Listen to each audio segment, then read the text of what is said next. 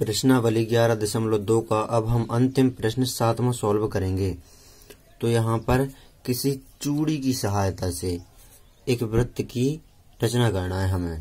किसी चूड़ी की सहायता से एक वृत्त खींचिए और वृत्त के बाहर एक बिंदु लीजिए और इस बिंदु से वृत्त पर स्पर्श रेखाओं की रचना कीजिए। इस बिंदु से जो बाह्य बिंदु लेंगे हैं उस बिंदु से इस चूड़ी की सहायता से खींचे गए वृत्त पर स्पर्श रेखाओं की रचना करना है। तो यहाँ पर हम चूड़ी की सहायता से खींच लेते हैं यहाँ पर वृत्त को। तो यहाँ पर हमने ये खींच लिया चूड़ी की सहायता से वृत्त। लेकिन जब हम चूड़ी की सहायता से ये वृत्त खींचेंगे तो उस वृत्त में केंद्र नहीं पता होगा। तो केंद्र पता करने के लिए हम दो जीवा ले लेंगे। माप कुछ नहीं होगा, इसी प्रकार ले लेंगे दो जीवाएं। ये भले ही वृत्त हमने चूड़ी से नहीं खींचा है, इसी प्रकार से खींचा है यहाँ पर, लेकिन आपको भी इसी प्रकार से ही खींचना है। परीक्षा में चूड़ी तो आप लिए नहीं फिरेंगे। तो यहाँ पर लेकिन जब हम इस प्रकार से भी खींचेंगे तो हमें उसका केंद्र भी बताना होगा, सिद्ध करके दिखाना होगा कि यहाँ पर है केंद्र। तो उसके लिए हम यहाँ पर दो जीवाएं ले लेंगे। तो एक जीवा ये ले ली हमने और दूसरी जीवा ये ले ली हमने। अब इन दोनों जीवाओं के हम लंबवर्धक खींचेंगे। तो पहले हम इस वाली जीवा को नाम दे देते हैं और इस वाली जीवा को। तो ये हमने नाम दे दिया ए बी और सी डी दोनों जीवाओं को। अब हम यहाँ पर हम लंबवर्धक खींचेंगे। तो इस ए बी जीवा का लंबवर्धक सर्वप्रथम खींचेंगे हम, आधे से ज़्यादा लेंगे और इस तरफ चाप मारेंगे हम इस प्रकार का और इस तरफ भी चाप लेंगे हम इस प्रकार का। अब उतनी दूरी हम इस बिंदु पर आएंगे और इस तरफ कट मारेंगे ये और इस तरफ कट मारेंगे ये। तो इन दोनों बिंदुओं को मिलाते हुए जो ये कट हैं, इन दोनों बिंदुओं को मिलाते हुए हम रेखा खींच देंगे। तो यहाँ पर इन दोनों बिंदुओं को मिलाते हुए हमने ये रेखा खींच दी। ये लंबवर्धक हो गया ए बी का। आपके मन में ये प्रश्न भी घूम रहा होगा, जो ए बी और सी डी जीवाएं ये इसी जगह पर क्यों ली गई हैं। आप चाहे इस तरफ भी ले लेते ए बी, इस तरफ सी डी ले लेते, लेकिन जो केंद्र आना है वो आना ही है उसी जगह पर। अब हम इस सी डी का लंबवर्धक खींचेंगे, आधे से ज़्यादा लेंगे, इस तरफ चाप मारेंगे हम इस प्रकार का, उतना ही चाप हम इस तरफ लगाएंगे ये। अब हम इस सी बिंदु पर रखेंगे इस चाप को और इस तरफ चाप लगाएंगे हम, यहाँ पर लगा देते हैं चाप को, इस तरफ लगा देते हैं हम चाप को, ये लगा दिया हमने इस तरफ चाप और उस तरफ चाप लगाते हैं हम इस प्रकार का, ये लगा दिया हमने उस तरफ भी चाप। अब यहाँ पर ये बिंदु यहाँ पर हो रहा है, ये वाला चाप और ये वाला चाप, ये बिंदु मिल रहा है यहाँ पर और ये बिंदु यहाँ पर। तो इस वाले बिंदु को और इस वाले बिंदु को मिलाते हुए हम एक और रेखा खींच देंगे।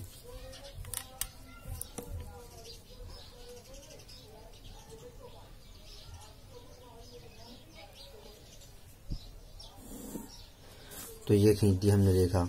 अब इन दोनों, ये लंबवर्धक खींचा हमने और ये लंबवर्धक खींचा, ए बी का लंबवर्धक ये खींचा था हमने और सी डी का लंबवर्धक ये खींचा हमने। तो ये दोनों इस बिंदु पर यहाँ कहीं पर ये हो रहे हैं एक दूसरे को प्रतिच्छेद।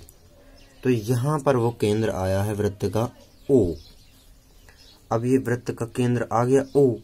अब इस ओ से हम वृत्त के केंद्र से वृत्त के बाहर एक बिंदु लेंगे।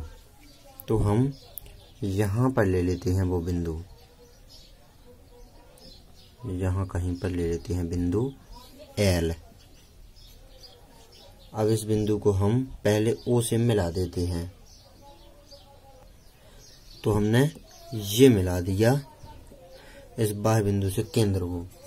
अब जो ये ओ एल है इसका हम लंबवर्धक खींचेंगे। तो यहाँ पर आधे से ज़्यादा लेंगे, ये लिया हमने आधे से ज़्यादा और इस तरफ चाप लगा दिया हमने ये और इस तरफ चाप लगा दिया हमने ये। अब हम इस ओ पर रखेंगे इसको और इस तरफ लगा देंगे ये कट, ये लगा दिया हमने, और इस तरफ लगा देंगे, ये लगा दिया हमने। अब इस बिंदु को, कटे हुए बिंदु को और इस बिंदुओं को दोनों को हम स्केल की सहायता से मिला देंगे तो हमारा लंबवर्धक खिंच जाएगा।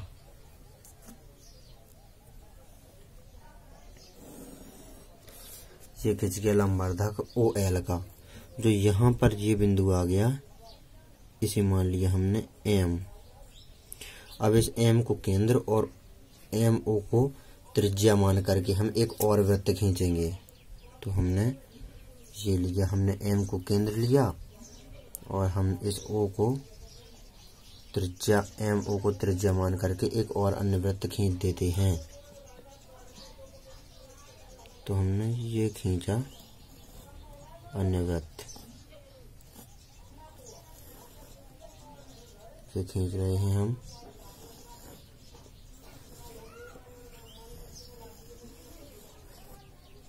ये खींच दिया हमने एक अन्य वृत्त, ये वाला।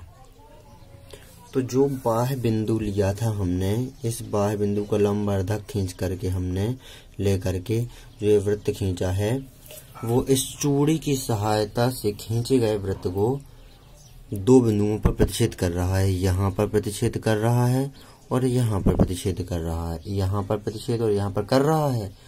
तो इन बिंदुओं को नाम देते हैं हम P और Q। इस बिंदु को नाम दिए जहां पर प्रतिच्छेद कर रहा है P, और इस बिंदु को नाम दे दिया Q। तो इस P और Q को अब हम L से मिला देते हैं, तो यही हमारी स्पर्श रेखाएं खींचेंगी। तो हमने ये खींच दी एक स्पर्श रेखा PL। अब हम दूसरी स्पर्श रेखा खींचेंगे LQ।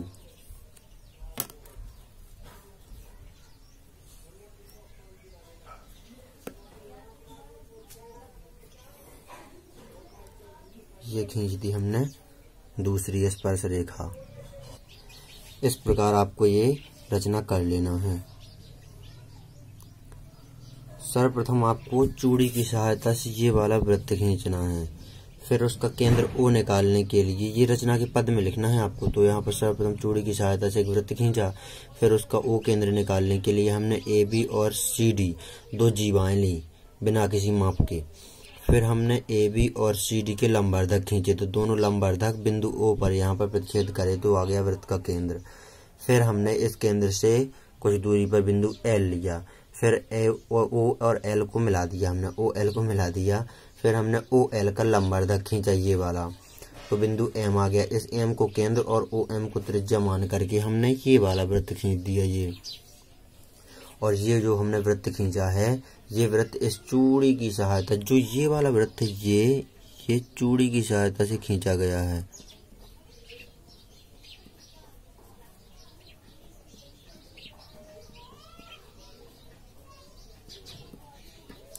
ये वृत्त चूड़ी की सहायता से खींचा गया है। तो इस चूड़ी की सहायता से खींचे गए वृत्त को P और Q पर प्रतिच्छेद करता है। फिर हमने PQ को L से मिला दिया, तो हमारी PL और QL दो स्पर्श रेखाएं खिंच गईं।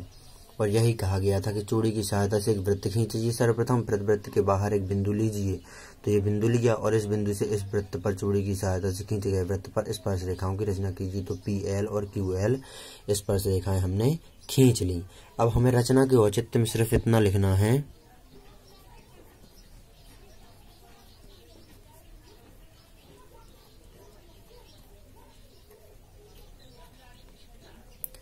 रचना के औचित्य में हमें O को हमें P से मिलाना है।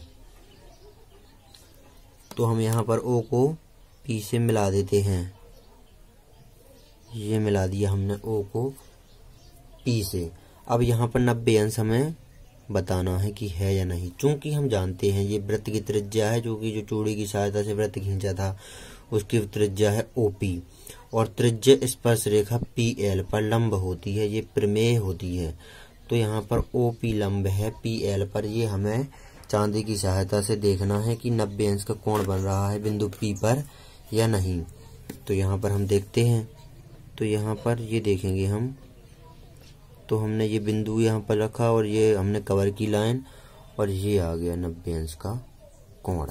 यहाँ पर इस वाली जो पेन से है डार्क लाइन, ये 90 अंश का कोण इस प्रकार ये बन रहा है। इस लाइन को हम 0 को कवर करेंगे, इस लाइन से पॉइंट रखेंगे यहाँ पर, तो 90 पर ये आ गया 90 अंश का कोण।